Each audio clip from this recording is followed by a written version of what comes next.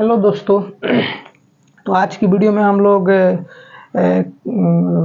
Veg constraint and normal forces के बारे में थोड़ा डील करेंगे। एंड पिछले वीडियो में हम लोगों ने फर्स्ट लॉ, सेकंड लॉ और थर्ड लॉ तीनों पढ़ चुके हैं और उस पे हम लोग आगे बढ़ेंगे। तो थोड़ा समराइज कर लेते हैं पिछले वाले वीडियो को जो हम लोग पढ़े थे। तो फर्स्ट लॉ में हम लोग को याद क्या रखना है? तो फर्स्ट लॉ में हम लोग को यही याद रखना है कि जब भी न्यूटन्स लॉ ऑफ मोशन लगाएंगे तो कहाँ से लगाएंगे? इनर्शियल फ्रेम से लगाएंगे।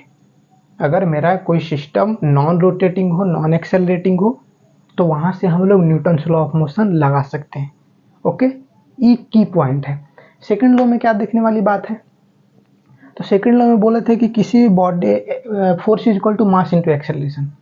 ई याद नहीं रखना है। Net force is equal to mass into acceleration याद रखना है। Why net force? क्योंकि किसी भी सिस्टम का, किसी भी बॉडी का हम लोग फोर्स को एनालाइज नहीं करते, हम लोग उसके नेट फोर्स के बारे में देखते हैं। But F is equal to net force is equal to mass into acceleration तभी होता है जब आपका मास कांस्टेंट होता है। अगर कांस्टेंट नहीं रहेगा, वैरी करेगा, तो फिर आपका काम नहीं होगा, फिर ई F is equal to mass into acceleration नहीं होगा। तो अपने को याद क्या रखना है? Net force is equal to mass into acceleration. किसी भी बॉडी पर अगर फोर्स लगाएंगे तो in the direction of the force जितना उसके मोमेंटम में चेंजिंग आएगा, दैट इज द वही आपका नेट फोर्स होगा। तो अपने को नेट फोर्स अगर याद भी करना है तो dp बटा dt, ये चीज याद रखो। ओके, फिर थर्ड लॉ में एक क्या याद बोले थे कि वहां पर एक्शन रिएक्शन पेयर एक पॉइंट। दूसरा पॉइंट था कि जब भी वहां पर फोर्स लगेगा तो आपका दो बॉडी के बीच में लगेगा, तीसरा चीज नहीं आना चाहिए। जैसे कि एक टेबल पर मैंने ब्लॉक रखा था, उस पर एक नॉर्मल ऊपर में लग रहा था, नीचे mg लग रहा था। इस ब्लॉक पर इसकी वजह से ऊपर में ब्लॉक के द्वारा टेबल की वजह से एक आया, ओके, रिएक्शन फोर्स, रिएक्शन उसका आया। एंड इसका जो टेबल ने नीचे अर्थ पर लगाया, तो अर्थ पर जो mg लगा हुआ ड्यू टू अर्थ आया, तो अर्थ, टेबल एंड नॉर्मल, यहाँ पर तीन चीज आया। तो जब भी थर्ड लॉ अप्लाई करेंगे तो आपका तीन चीजें नहीं आना चाहिए। नॉर्मल, और वहां पर एक नॉर्मल था, फिर आपका एक टेबल था, एक mg भी था, तो तब अप्लाई नहीं होगा। इसलिए क्या याद रखना उसमें कि जब भी लगेगा तो टू डिफरेंट बॉडी के बीच में ही लगेगा। ओके, चलिए तो आज हम लोग आगे बढ़ते हैं। तो आज हम लोग देखेंगे टाइप्स ऑफ फोर्सेज में जो होता है इलेक्ट्रोमैग्नेटिक, ग्रेविटेशनल, न्यूक्लियर फोर्सेज, एक कांटेक्ट फोर्स भी होता है, वो सब हम लोग आगे पढ़ेंगे। तो कांटेक्ट फोर्स,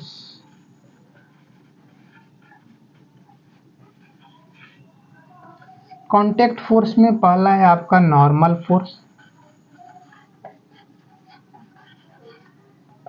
दूसरा आपका है टेंशन। टेंशन आपका स्ट्रिंग में होता है, स्ट्रिंग इन टेंशन, ये भी पढ़ेंगे आगे। और उसके बाद आपका एक होता है फ्रिक्शन, जानलेवा फ्रिक्शन। तो अभी हम लोग इस नॉर्मल फोर्स के बारे में देखते हैं पहले। ओके, तो नॉर्मल फोर्स कैसा होता है, कैसा लगता है, वो देखते हैं। तो नॉर्मल फोर्स जो होता है आपका, नॉर्मल फोर्स हमेशा सरफेस के परपेंडिकुलर रहेगा। Normal force is always perpendicular to the contact surface. तो सरफेस के आपका परपेंडिकुलर रहेगा। जैसे मान लो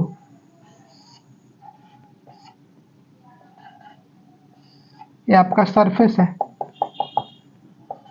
इसको ए मानो, तो ये आपका एक सरफेस आपका एक अलग हो गया, डिफरेंट, एक ब्लॉक हो गया। तो इस पर जो नॉर्मल लगेगा, ए पर नॉर्मल किसकी वजह से? बी पर लगेगा, तो इधर भी एक लगेगा नॉर्मल, बी पर भी ए के द्वारा लगेगा, एक्शन रिएक्शन पेयर। तो मैंने क्या बोला कि normal force is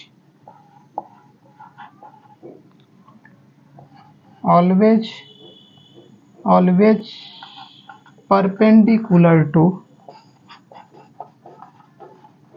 contact surface in such a way if you have to compress the body then it will exert a normal. In such a way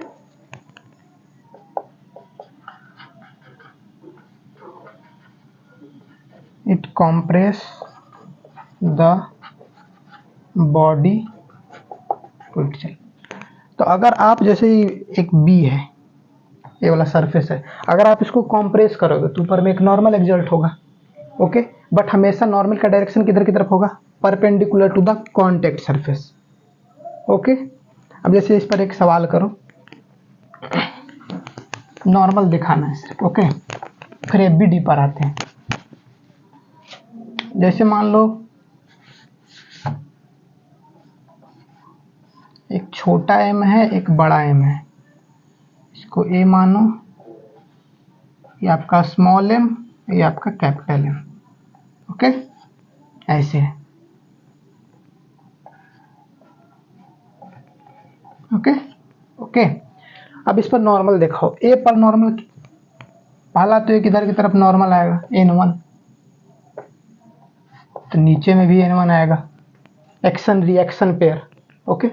बताए थे थर्ड लॉ में कि normal का रिएक्शन नॉर्मल होगा, friction का reaction friction होगा, tension का reaction tension होगा, कोई डिफरेंट नहीं आना चाहिए। अच्छा, इस पर एक नॉर्मल, इस पर नॉर्मल, इसकी वजह से एक आ रहा है नॉर्मल, है कि नहीं, एन बी आ गया, ओके। इस पर देखो एक n2, ये आपका सरफेस है, सरफेस के परपेंडिकुलर लगेगा बी पर ए की वजह से, इस सरफेस पर एक नॉर्मल परपेंडिकुलर लग रहा है, अगर ये वाला सरफेस मान लेते हैं तो इसके परपेंडिकुलर में एक नॉर्मल फोर्स आया। अच्छा, n2 का तो n2 होगा ही होगा। ये आपका नॉर्मल को किस तरह से दिखाना है, नॉर्मल को रिएक्शन फोर्स भी बोलते हैं, तो कहीं कहीं बुक में आर लिखेगा रिएक्शन, तो हम लोग नॉर्मल ही अज्यूम करके चलेंगे, ओके। अब देखो थोड़ा फ्री बॉडी डायग्राम देख लेते हैं, एफबीडी। एफबीडी क्या होता है उस पर देख लेते हैं थोड़ा।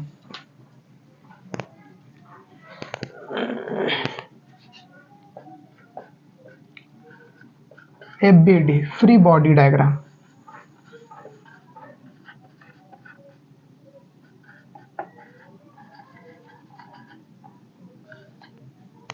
Okay. Free body diagram, free body diagram में क्या करना है, जैसे मान लो कि ब्लॉक ए है, ओके, ये आपका सरफेस है, तो चूंकि सरफेस पर रखा हुआ है तो इसके परपेंडिकुलर, और इसका मास मान लेते हैं कि एम है, तो अगर मैं इस पर नॉर्मल दिखाऊं, नॉर्मल, तो नीचे में एक ग्रेविटेशनल फोर्स भी तो लग रहा है इस पॉइंट से,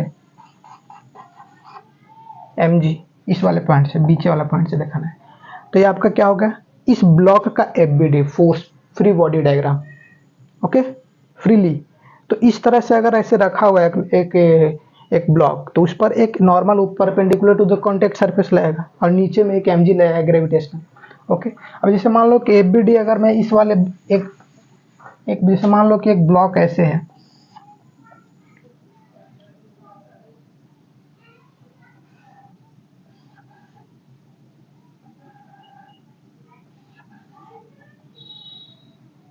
ये आपका ए, ये आपका बी, सी, ओके। इसका आपको एफबीडी बनाना है, मैं इसमें से एक करवा रहा हूं, दूसरा आप लोग करोगे। एफबीडी ऑफ ए,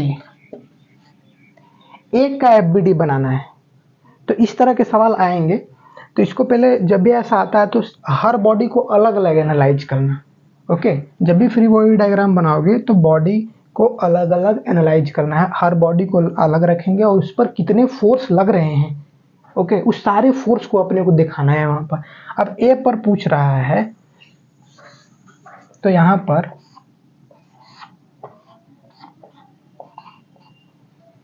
पहला बताओ, एक तो यहाँ पर ग्रेविटेशनल mg लग रहा था, इसमें कोई बड़ी बात नहीं। अगर mg लगेगा तो एक उस पर में एक नॉर्मल आएगा, इसके द्वारा एक ng आएगा, नॉर्मल फोर्स आएगा ng से g, इसकी माता जी के द्वारा है, E हो गया। इस पर और कौन सा फोर्स लग रहा है, इसके द्वारा B के द्वारा इधर की तरफ एक लग रहा था। अच्छा और कुछ लग रहा है क्या? अच्छा C रखा हुआ है तो एक NC नीचे में भी लग रहा है कि नहीं? तो एक नीचे में भी यहाँ पर एरो दिखा दो, NC भी एक आ रहा है, और तो कुछ नहीं इस पर लग सकता है। अच्छा ये NG जो है वो आपका अर्थ के द्वारा है, ओके NC हो गया। तो ये आपका क्या हो गया, ये आपका FBD ऑफ A हो गया। ओके तो एक का FBD इस तरह से बनेगा। उसी तरह से मैं बोलूं कि आप B का बनाओ तो B का आप लोग बनाओगे। ओके बनाओ इसको। अच्छा नेक्स्ट, जैसे मान लो एक सवाल करवाते हैं।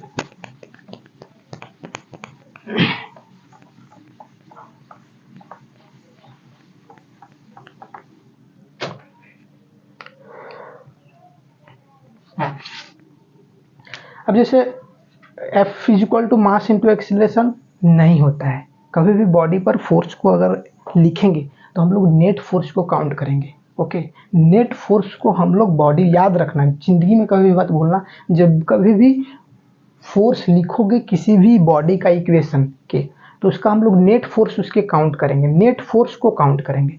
अब जैसे मैं एक छोटा सा इलस्ट्रेशन देता हूँ, जैसे मान लो कि एक ब्लॉक है, ओके 2 kg का ब्लॉक है, ठीक है, और इस पर एक इधर की तरफ 10 न्यूटन का फोर्स लग रहा है। क्या लग रहा है? 10 न्यूटन का फोर्स लग रहा है, और इसके एड्ज से 37 डिग्री पे, 37 डिग्री पर मान लो कि एक 5 न्यूटन ले लो, कितना लोगे ले लो, 5 न्यूटन लग रहा है, और ये आपका A से एक्सेलरेटेड इधर की तरफ जा रहा है, ठीक है। तो इसका एक्सेलरेशन बताओ, ओके इसका आप लोग एक्सेलरेशन बताओ। तो करना क्या है इस तरह के सवाल में, पहले क्या करना है सीधे साधे कि जो बॉडी है इस पर सारे फोर्स को दिखा दो। ओके तो इस पर जो है एक नीचे में तो लग रहा था 2G mg, ऊपर में एक नॉर्मल। तो यहाँ से हम लोग नॉर्मल मिला क्या, अभी और देखो क्या क्या लगेगा। ये 5 का इधर की तरफ एक 5 cos 37 एंड 5 का एक इधर की तरफ आ जाएगा 5 sin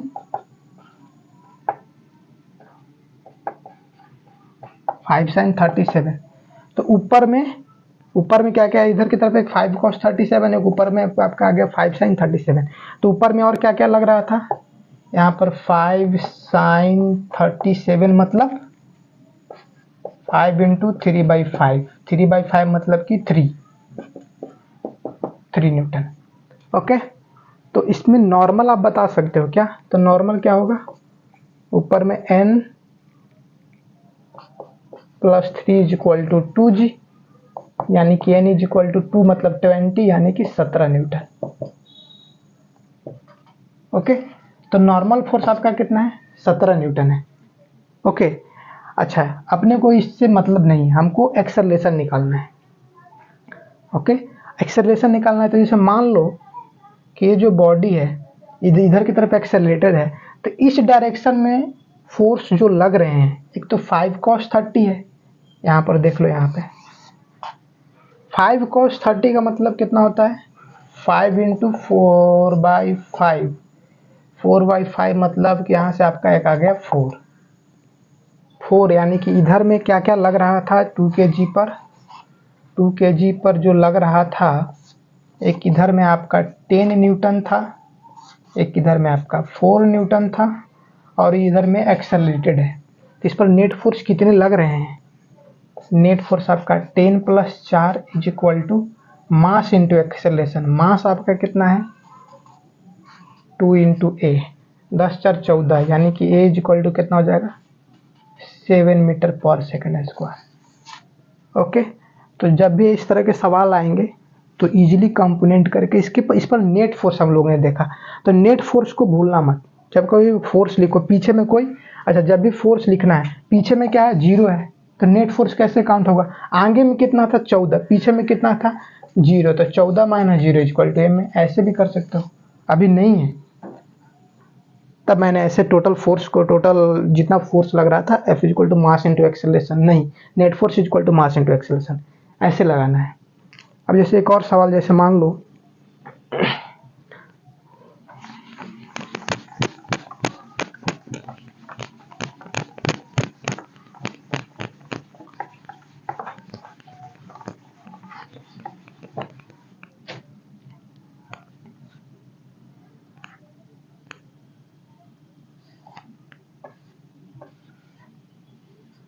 दो kg, 3 kg and 5 kg, 5 kg,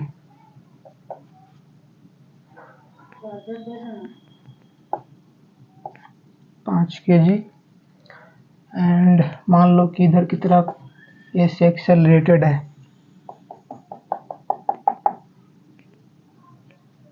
तो इस पर अपने को निकालना है n,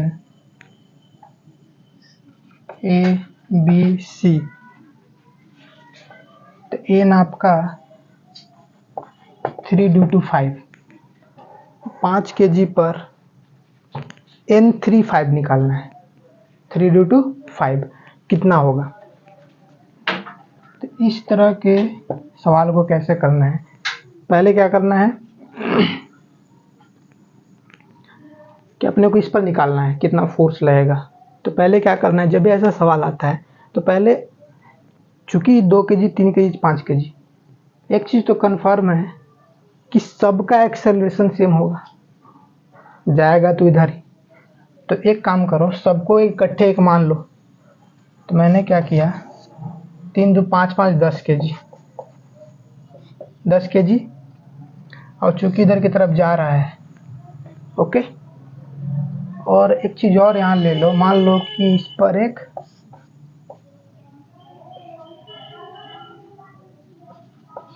50 न्यूटन और ले लो, तो इधर में एक 50 न्यूटन और लगेगा, ओके।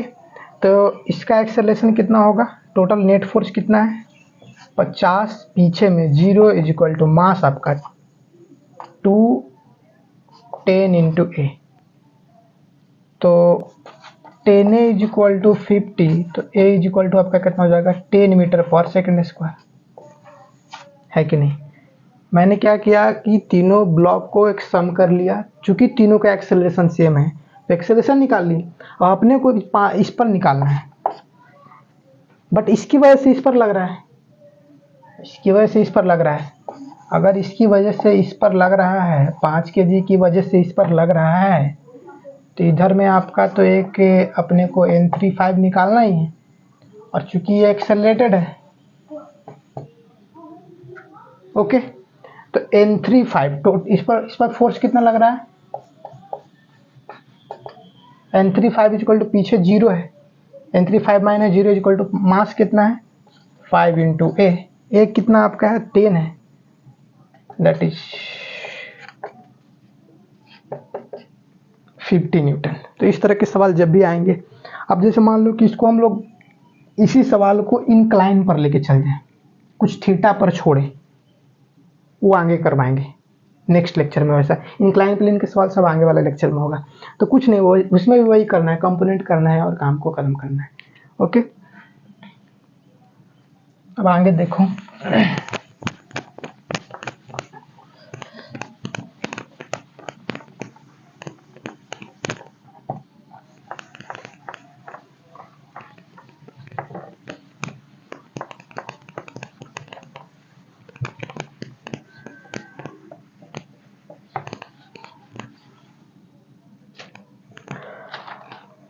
अब हम लोग देखेंगे जो बहुत इम्पोर्टेंट है,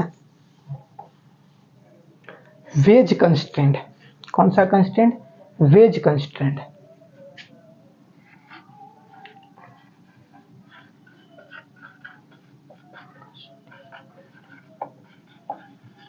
वेज कंस्ट्रेंट को हम लोग सरफेस कंस्ट्रेंट भी बोलते हैं। सरफेस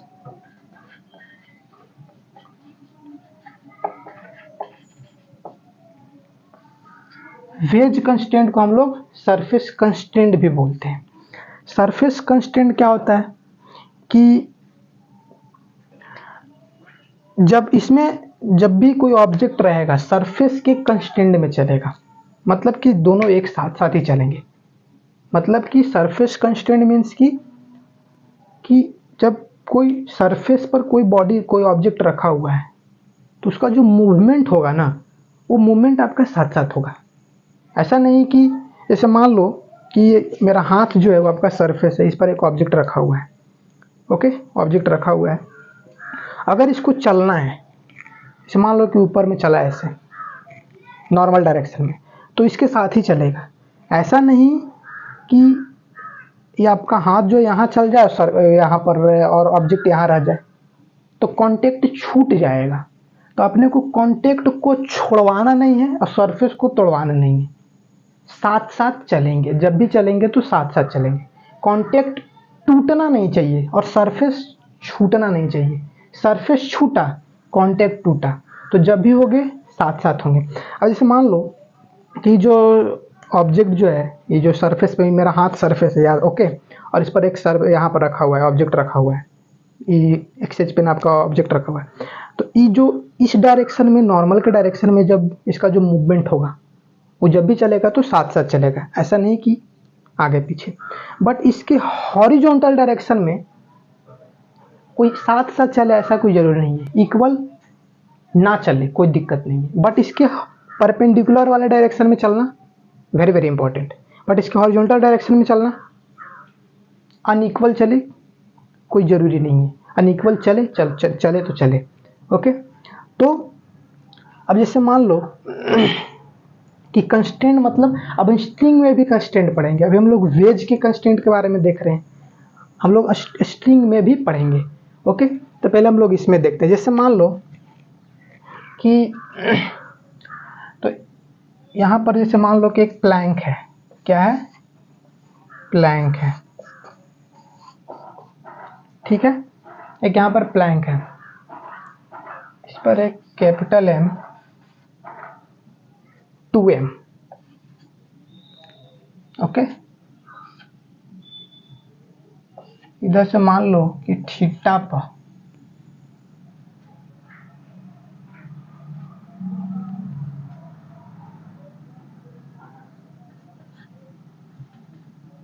10 मीटर पर सेकंड स्क्वायर, ओके।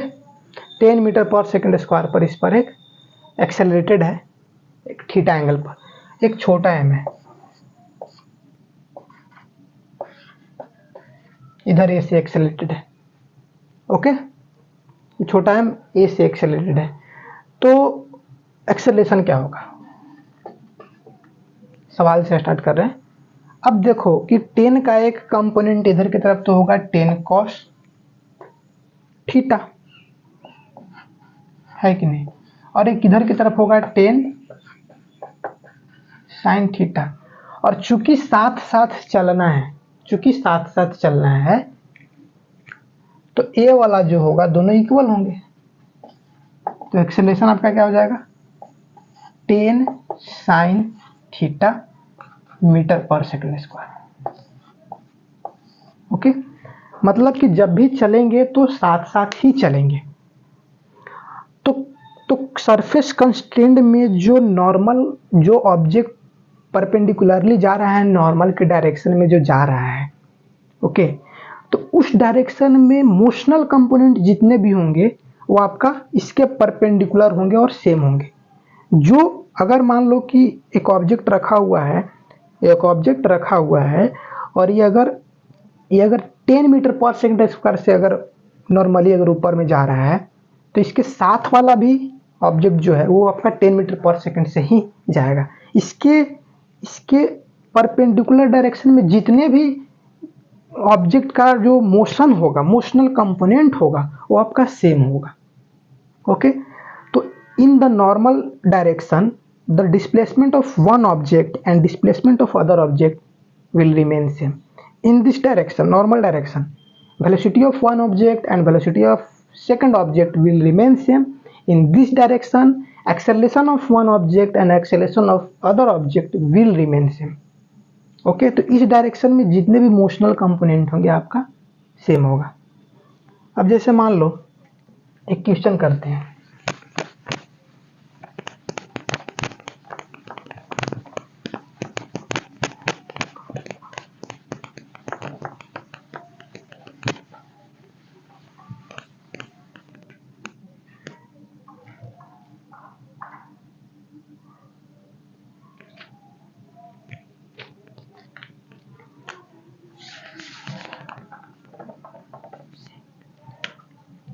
जैसे मान लो कि एक वेज है, क्या है, वेज।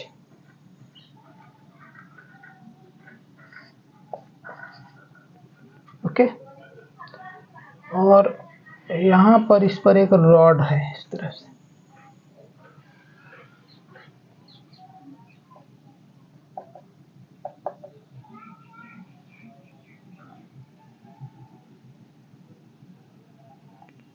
ओके, इस तरह से रॉड है, ठीक है, इसके सपोर्ट में है।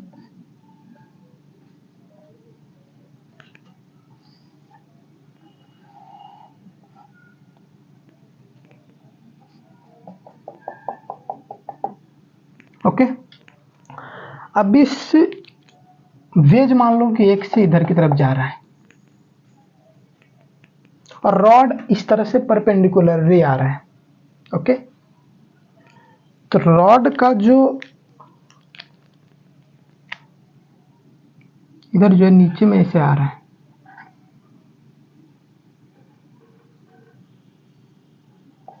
अल्फा से क्या आ रहा है, अल्फा से नीचे की तरफ आ रहा है। तो मेरा सवाल क्या है, पहला सवाल है कि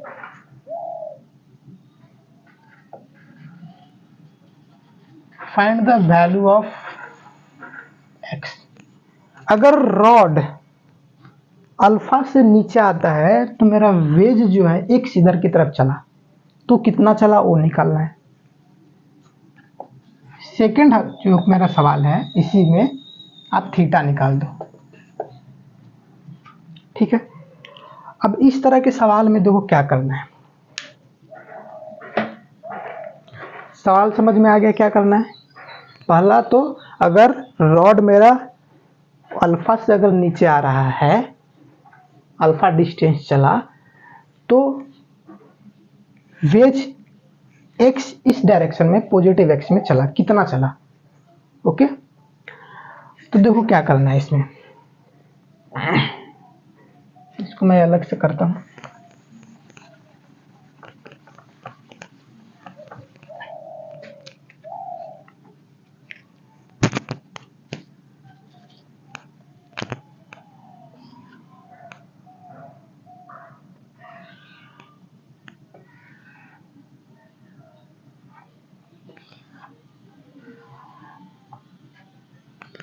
ओके, ये थीटा है, क्या है, थीटा है। अच्छा, ये वाला जो पॉइंट है वेज वाला जो है, इधर की तरफ एक्स है। ओके, और रॉड का जो ये वाला पॉइंट है, ये वाला पॉइंट वो नीचे में अल्फा से आ रहा है। इसको वाई भी ले लो, मान लो कि वाई ले लेते हैं। ठीक है, तो रॉड का ये वाला पॉइंट नीचे में वाई डिस्टेंस कवर्ड, और वाला एक्स। और क्या करो, जैसे मान लो कि थीटा है, क्या है, थीटा है, तो इसके अगर ये थीटा है तो ये आपका 90 माइनस थीटा होगा। ये 90 माइनस थीटा होगा तो आपका क्या हो जाएगा, थीटा हो जाएगा। ये आपका क्या है, ये आपका नॉर्मल है, क्या है, ये आपका नॉर्मल लाइन है कि नहीं। इस सरफेस के परपेंडिकुलर एक नॉर्मल लाइन है। तो करना क्या है कि ये चूंकि एक्स जो है, ये एक्स है, एक्स को अगर, अच्छा ये अगर थीटा है तो ये आपका 90 माइनस थीटा होगा। Okay, 90 minus theta. अब देखो इस y का मैंने क्या बोला था कि इस नॉर्मल के डायरेक्शन में जितने भी मोशनल कंपोनेंट होंगे इसको ला दो इस पे, तो दोनों सेम डायरेक्शन सेम चलेंगे। तो ये अल्फा जो y जो है इस y का इधर की तरफ इस वाले डायरेक्शन में कंपोनेंट कितना होगा, y का y cos थीटा। इस x का इधर की तरफ कंपोनेंट कितना होगा इस वाले लाइन पर, तो आपका हो जाएगा x cos 90 माइनस थीटा। और चूंकि इन दोनों को सेम चलने हैं तो मैं यहां से लिख सकता हूं कि x cos 90 माइनस थीटा जो होगा वो आपका y cos थीटा होगा। तो यहां से आपका x sin theta is equal to y cos theta. तो यहां से मैं x निकाल सकता हूं क्या, y by cos theta by sin theta that is cot theta. तो यहां से आपका x तो निकल के आ गया, यही तो पूछ रहा था x क्या होगा। तो इतना चला, अगर अल्फा नीचे चला, अगर अल्फा नीचे चला, यही कंस्टेंट के सवाल है, तो भेज x कितना जाएगा, y cot थीटा जाएगा। अब यहां से थीटा आपका क्या होगा, तो थीटा आपका हो जाएगा x बटा cot inverse of x by y. Okay, समझ में आया। तो करना कुछ नहीं है, इस लाइन पर, इस नॉर्मल लाइन पर जितने भी मोशनल कंपोनेंट होगा, वेलोसिटी का होगा या एक्सेलरेशन का होगा या डिस्प्लेसमेंट होगा, इस पर आप लेके आ जाओ, दोनों सेम होंगे। ओके, हो गया। तो इसमें ये एक ही चीज याद रखना, कंडीशन क्या है वेज कंस्ट्रेंट में, कंडीशन क्या है,